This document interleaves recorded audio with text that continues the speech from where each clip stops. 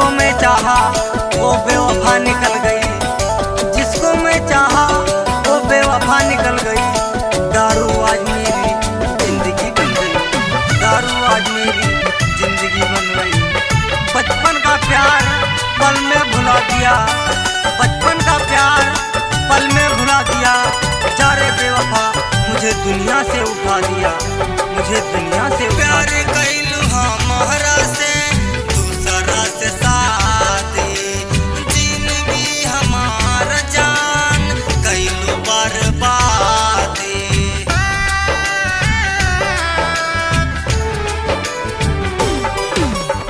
प्यार कैलू हमारा से दूसरा से शादी, जिंदगी हमार जान कैलू बर्बादी। तू तले गैलू दिलवा के चैना रे, तू तले गैलू दिलवा के चैना रे। जान उड़ गैलू जान बन के मैना रे, जान उड़ गैलू जान बन के मैना रे। बेपनाह मोहब्बत की सजा हम पाए बैठे हैं, बेपनाह मोहब्बत की सजा हम पाए बैठे हैं। हासिल तो कुछ ना हुआ हम सब कुछ लुटाए बैठे हैं, हासिल तो कुछ ना हुआ हम सब कुछ लुटाए बैठे हैं।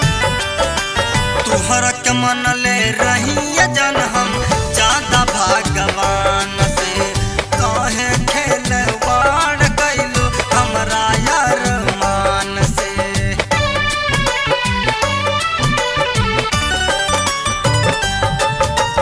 तुहरा के मन ले रही जन हम ज्यादा भगवान से, काहे खेलवाड़ कैलू हमरा यार मान से।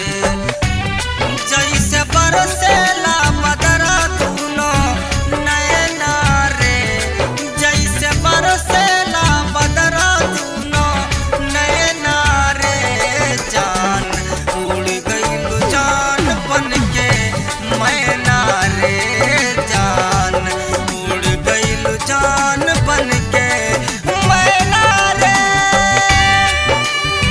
छोड़ के हमको चली गई पर बहुत पछताएगी, छोड़ के हमको चली गई पर बहुत पछताएगी।